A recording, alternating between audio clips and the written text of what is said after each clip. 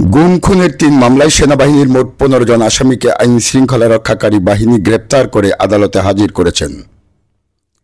আসামিদেরকে হাজির দেখিয়ে কারাগারে প্রেরণের নির্দেশ দিয়েছেন আন্তর্জাতিক অপরাধ ট্রাইব্যুনাল। ৩টি মামলার মোট ১৫ জন আসামিকে আইন শৃঙ্খলা রক্ষাকারী বাহিনী গ্রেপ্তার করে আদালতে উপস্থাপন করেছিল।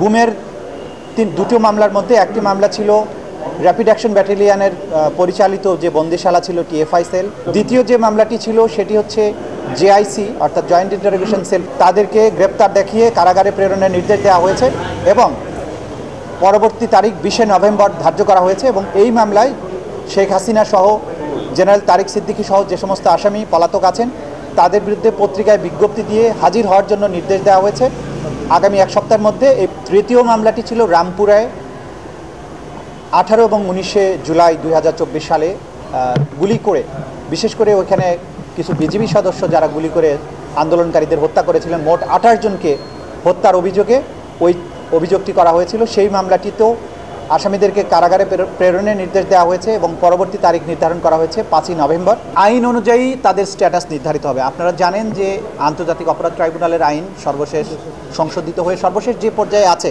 সেখানে যেভাবে বলা আছে যে আসামি গ্রেপ্তার হলে তাদের কি স্ট্যাটাস হবে, আইন নির্ধারিত পন্থাই সেটা নির্ধারিত হবে। রাষ্ট্রের বাহিনীগুলো আমাদের এই বিচার প্রক্রিয়াকে সমর্থন করা, তাকে স্মুথলি পরিচালনার ব্যাপারে যেটা করেছেন, এটা প্রসিকিউশনের পক্ষ থেকে আমরা সবাইকে যারা এই প্রক্রিয়াকে সাহায্য করছেন তাদের সবার প্রতি আমাদের কৃতজ্ঞতা জানাচ্ছি।